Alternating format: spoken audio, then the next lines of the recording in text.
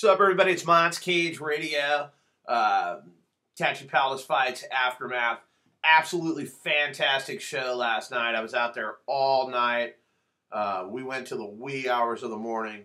Met many of the fine police officers out there at the Tattoo Palace. The coalition after party was definitely in effect. And we apologize to most of the people on the second floor as we were at Jeff the Stallion Galleon's room, and we were pretty fucking unlawful. That's pretty much all I'm gonna fucking say on that on that whole deal. So I'll get to the whole after party deal in a minute. First off, let's start with the first fight of the night. Alan Jouban, I believe is how you say his name. We talked to him on the Real MMA show, brought to you by Real Water. Shout out to Real Water. And he took on Tyson Griffin's little brother, Kyle Griffin. And man, fuck, you're training. He had to be training a couple of months, at least a month, 6 weeks for this fight. And you come in, you go for a fucking takedown. There's like, I don't even think he threw a punch at all. Problem is, last night I didn't shoot the video. Usually I'll watch the fights again before I'll come on here and tell you whatever it is that I think I saw. I don't have any video to watch today, so I had a cameraman, Dan Monk, shout out to you. He was shooting HD video, cage side, getting shots, etc. and so forth. So he'll have something for some sort of a highlight chop up, and I'll do a voiceover for you guys on that. We'll have a whole review. I just took shitty still photos like I normally do, and I was gonna have another camera set up, but we didn't get enough media credentials between my two shows to pull off the special shit that I wanted to pull off this time. So hopefully another promotion will grant me access so I can do what I need to do, and that's all I'm going to say on that. So anyway, 15 seconds, knockout. It is what it is. And I'm sure Mr. Griffin will be back, okay? Funny side note. No, I'm not even going to tell that story. Anyway, next up was one of the fights that I was looking forward to, and that was my man Hulk Hands, Tyler Freeland. Holy shit. There he is right there. I don't want to call you a little man, but little man comes in, and first round, I'm jacked up to see the guy fight. He catches a fucking knee from his opponent. What the hell is his opponent? Diego Melendez. Catches a fucking knee from Diego. Absolutely fucking folds him. Just hits the fucking canvas like you can't fucking believe. I'm like, oh my God. Referee comes in and like just points. I don't know what the fuck he was doing. I don't know if he was stopping it to give homeboy a fucking 8 count, or, you know, he forgot it was a fucking MMA match. I didn't know what the fuck was going on.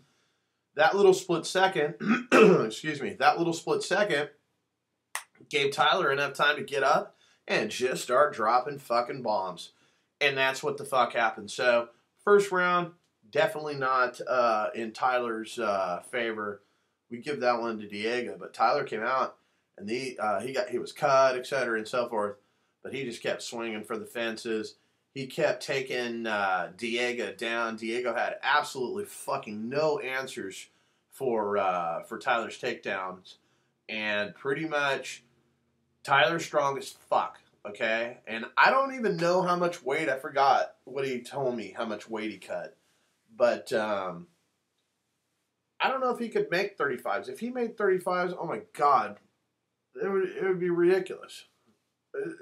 Absolutely ridiculous. But at 45s, I think he's going to have an extreme disadvantage with the taller fighters. Obviously, Diego was taller, but when you get on the ground, it was like when Speedy Gonzalez fought Ulysses Gomez.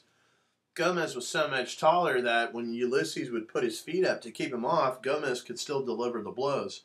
And that's essentially what Tyler's downfall is is, but I mean, he more than makes up for it in his wrestling ability, and you cannot question Tyler's heart. Absolutely impressive. Tachi Palace, please bring Tyler back. I don't know if that was a multi-fight deal. I'm assuming that was, but that's an exciting deal. You can see that the ring card girls enjoyed him. The fucking crowd loved him. Cage Radio loves you. No homo. And Julie and I think even Krista gave me the camera. I think I took 4 photos, one for me and then one for each one of the ring card girls. So he's the next big thing. Okay. Next up was Colin Hart versus Mike Aureliano, I think is how you say his name. He is from some San Bernardino camp. I can't remember which one it is. But I don't know. They got some coach or whatnot. He was all mouthy at the last GC to Larry when they were here talking smack. And then just Mike Martinez took care of that problem for us. And then last night, Colin Hart repeated the deal. But that fight, it was pretty short. 1 minute, 32 seconds. Just took him down, got his back, choked him out. Colin Hart, I don't know if that moves him up any notches on the MMA Coalition board, but there were definitely some upsets last night, and we'll get to those in a minute. Next up was Andy Miranda. Never ever seen him fight. He was supposed to fight the last time, I believe, against Sergio Quinones out at the Tachi Palace. He faced a undefeated fighter from Team Carnage, Ryan Burton. Came out and basically Andy just fucking socked him up, put him in a triangle choke, and then sent him to the spirit world, basically, where he was talking to his ancestors for quite some time. Eyes were wide open, and homie was stiff. It was a little scary, but, you know, no one has ever been killed by a choke, so I didn't think it was going to happen last night. But, yeah, that was not good for Team Carnage, but it was definitely good for Andy Miranda. And Burton will be back. Burton's a fucking gamer. I know he's a fucking gamer. He didn't fucking tap out. He was like, fuck that. So, props to him. Next up, Doug Hunt versus Mickey D. Martinez. Mickey D. Martinez, his entrance, the whole nine, everybody loves Mickey D, okay? And Mickey D is not a quitter. And last night,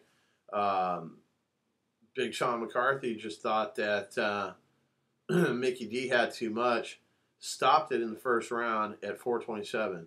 Needless to say, Mickey D, not happy, thought it was stopped early, can't believe why it was stopped.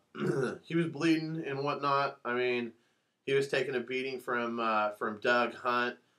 He was kind of, defenseless and whatnot, but you can't question Mickey's heart either. I can't believe I can't believe they stopped it, but it's like seeing this guy, like, he's a champion. He don't want to fucking tap. He's definitely not gonna fucking quit. So Big John McCarthy steps in, makes the decision.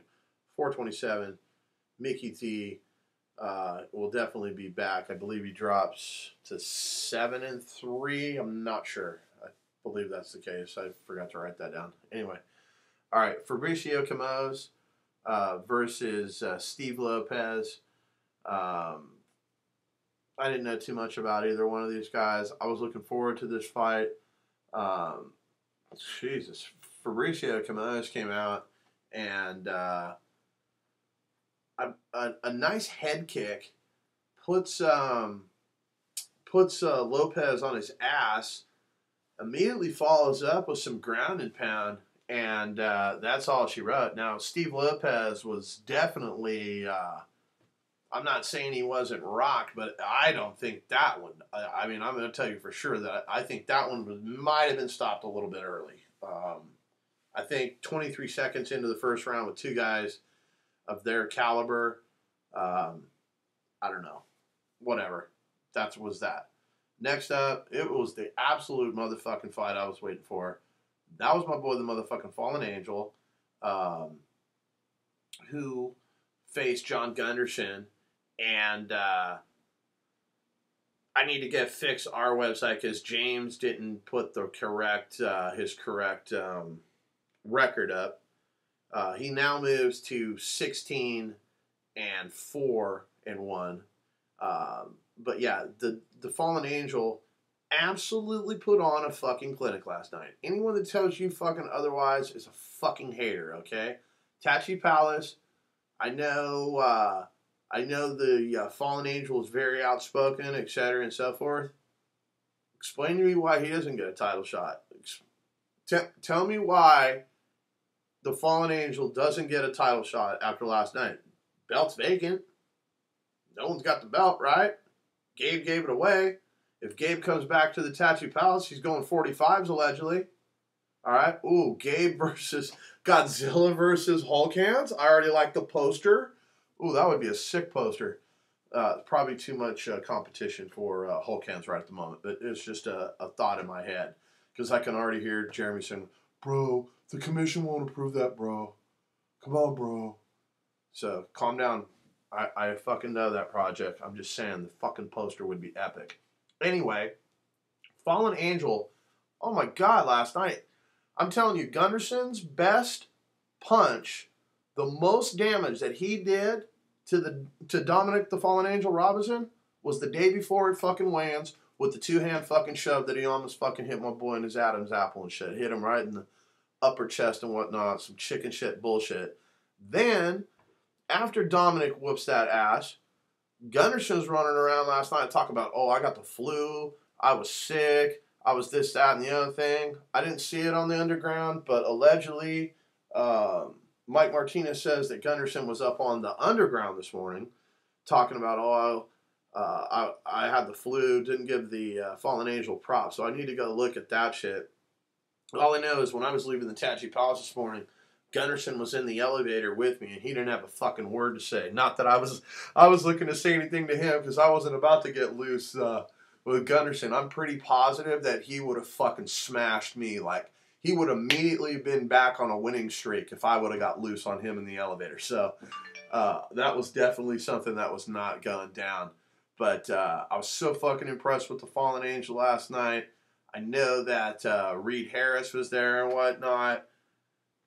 I don't know. Could he get the call up?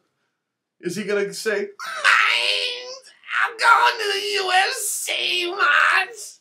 Shit would be so tight. So, fucking major fucking props to the Fallen Angel.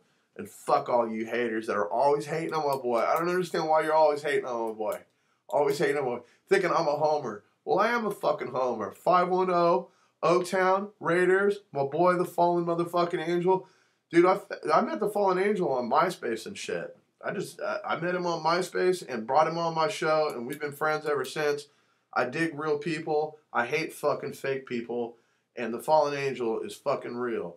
Love him, hate him, but you gotta respect his game, okay? Because he fucking put it down last night. As soon as Dan Monk has that fight's going to be fucking put on. That's the fight of the week. I'm putting that motherfucker on Cage Radio. He beat him up from sun up to sun fucking down. Gunderson was just eyeballing him at the fucking beginning, too. Ooh, the stare down. Angel just came out. He just put his head down. He didn't even play that fucking bullshit game. He just went back to his corner. He came out, and he just made it fucking happen. Gunderson had nothing for him. Zero. Nada. All right, so that's pretty much all I got. Next up, another fight that I was really looking forward to. Mike Moreno versus Edgar Garcia. Garcia, a former UFC fighter too. I questioned this pick of opponent for Mike Moreno, being that it's been quite a layoff, etc. and so forth, 2-year layoff almost. But they wanted the challenge. They want to take on the toughest fighters. Whoop-de-whoop-de-woo. He came out, and it was a guillotine choke. It was pretty quick. I don't remember exactly. I don't know if I have that one written down. I'll have to fucking look that one up. But anyway, Ian McCall versus Juicer Da Silva was up next. Juicer Da Silva the quote number one 125 pounder in the world because some media organization that's not mine says so, and they like them more than me. So uh, this guy comes out, and then this guy looks like a fucking Three Musketeer, like not a Three Musketeer, but like one of the little, the Three Musketeers. Yeah, I guess so. So fucking anyway, he's got the fucking beard. I didn't realize it. His fucking fight name is Uncle Creepy. Okay, Uncle fucking Creepy comes out, and Formiga, Juicer de Silva, does what Juicer de Silva does. He fucking takes him down. He fucking gets his back. He puts him in the body triangle. And then he proceeds for the rest of the round to try to do a rear naked choke. Okay? I watched this entire thing the last time that he fought. I mean, that's what he does. He fucking takes you down. He takes your fucking back. He chokes you. They call him the number one dude in the world. He fucking goes back to Brazil. He comes, he repeats again. Except for last night, in the first round, Uncle Creepy gets taken down. But he had wicked, rear naked choke defense. So he had to endure that body triangle for the entire first round. But he kept doing the rear punching and whatnot like that. So he wouldn't quit. As soon as round two came about, totally different fucking story. He was on his feet. He was just, he was keeping Juicer from taking him down at all. He fucking stopped every single thing and just gave him kicks and punches. And Uncle Creepy, I'm going to have him on the show. I need to make that happen. Uncle Creepy, probably my favorite fight name right now. I can't really think of another fight name that's better than Uncle Creepy right now. Fucking Uncle Creepy.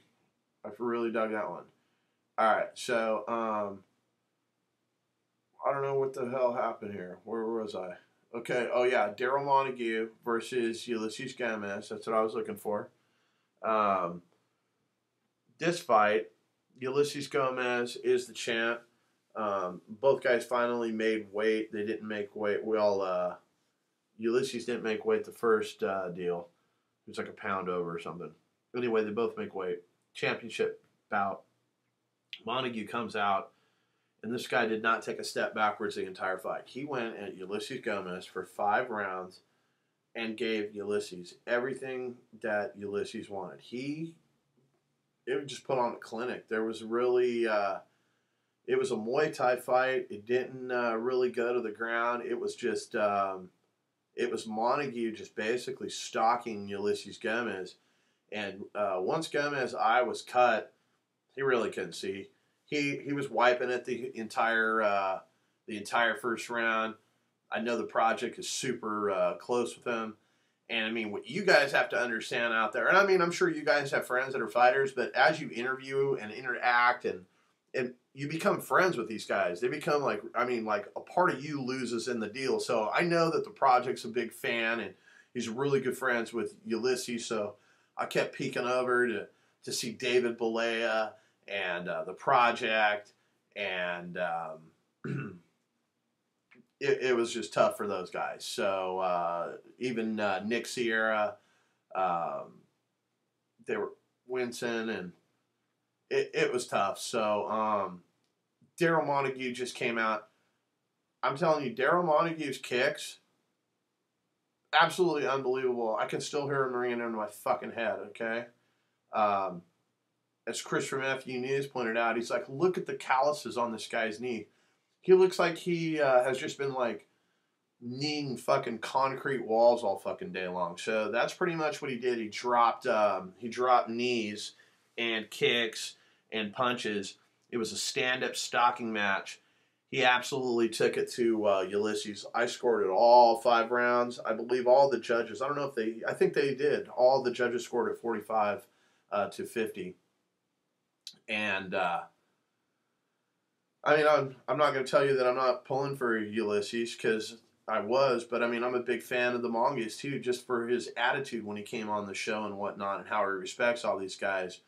But Uncle Creepy basically stole Montague's thunder, because I was pretty sure that Montague and Formiga, that would have been the same thing. If Montague could keep Ulysses at bay as far as the takedowns, et cetera, and so forth, I think he could take Juicer as well.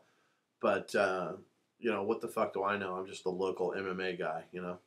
Fuck do I care, or what do they care, right? So anyway, the next bout was the Crow versus the Monobrow, Smiley, Leopoldo Cerreo. This fight, it was just fucking boring as shit. I'm not even lying to you. For the first time ever, I left during the main event. I was bored out of my fucking mind with this fight.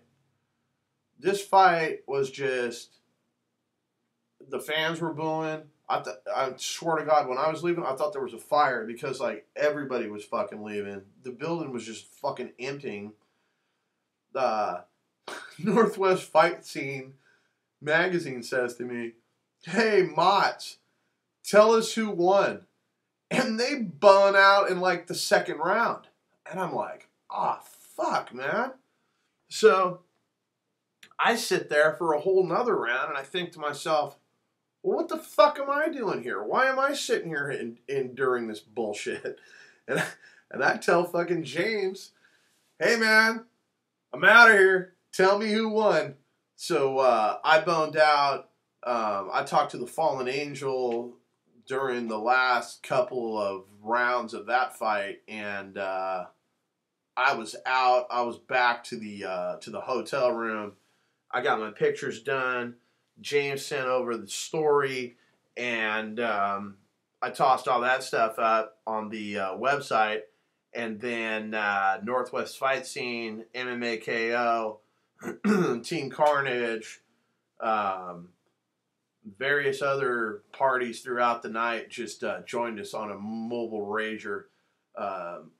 First, we're in my room, and we were kicking it, doing all the results and all that shit. I'm like, all right, fuck this, we're going to go drinking, et cetera, and so forth, right? So, mine's a standard fucking room, okay? I've been in a suite, but I've never been in one of these fucking suites. Holy shit. Mickey D's like, yo. Galleon's like, yo, Mickey D wants us to come fucking party with him. Come up to his fucking room. So I go, okay. So we show up in Mickey D's, quote, room. Holy fucking shit. That motherfucker was so big, you could build a Walmart inside of the son of a bitch. I could not fucking believe that these things even exist. This thing has got a kitchen.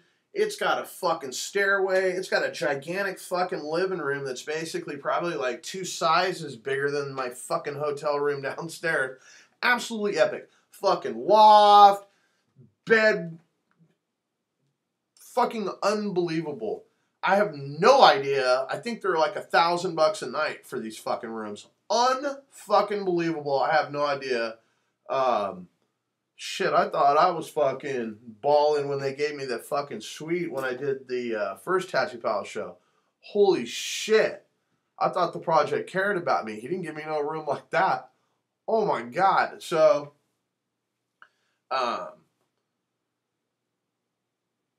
unless you know like Mickey D and whatnot, and some of the tribe and whatnot, like, and I know Mickey D, but like, I don't know, like the dudes that were guarding the door, like they were serious, but they were cool and whatnot. But I guess Galleon tried to go back later, and they weren't having any of that shit. So that was fucking. We had a fucking great time at Mickey D's room.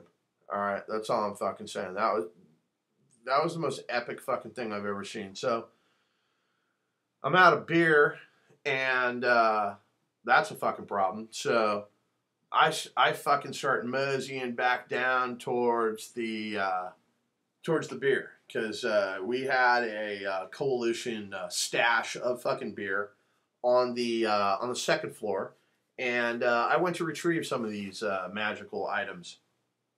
And I saw Rumsey, and according to some reports, he may have drank all.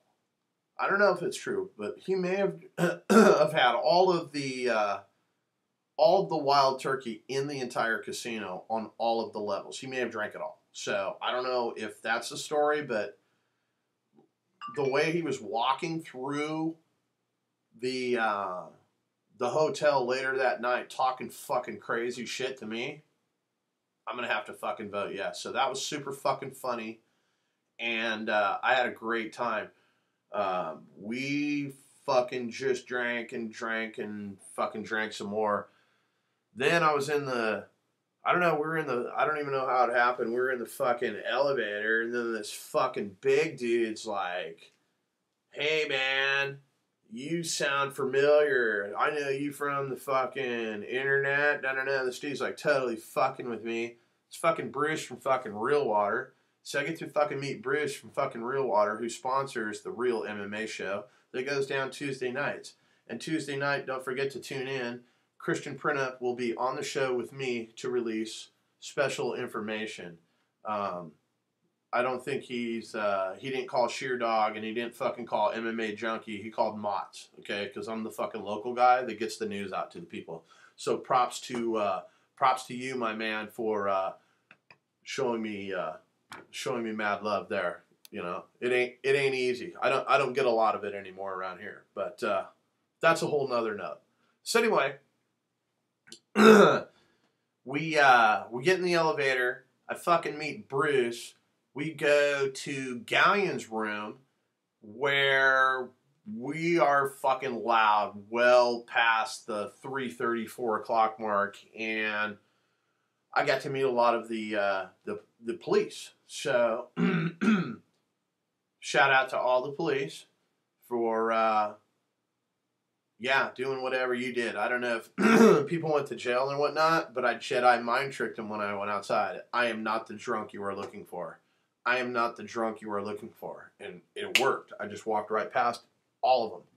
It was like Jedi mind trick kind of shit. So, Galleon, we had a fucking great time. I had to turn the phone off because it was like everybody was like trying to get me to do some fucking crazy shit at 3:30 in the morning when I was well too fucking drunk to take care of myself. So, pretty much absolutely had a fucking great night. Other than the main event, but that's nobody's fault. But, I don't know. I'm a fucking hater, I guess. That shit was just bored the fuck out of me. There was only one other time, and that was at the Warriors cage, that I've even left during a main event. But I only went to one Warriors cage, so maybe that was what's up.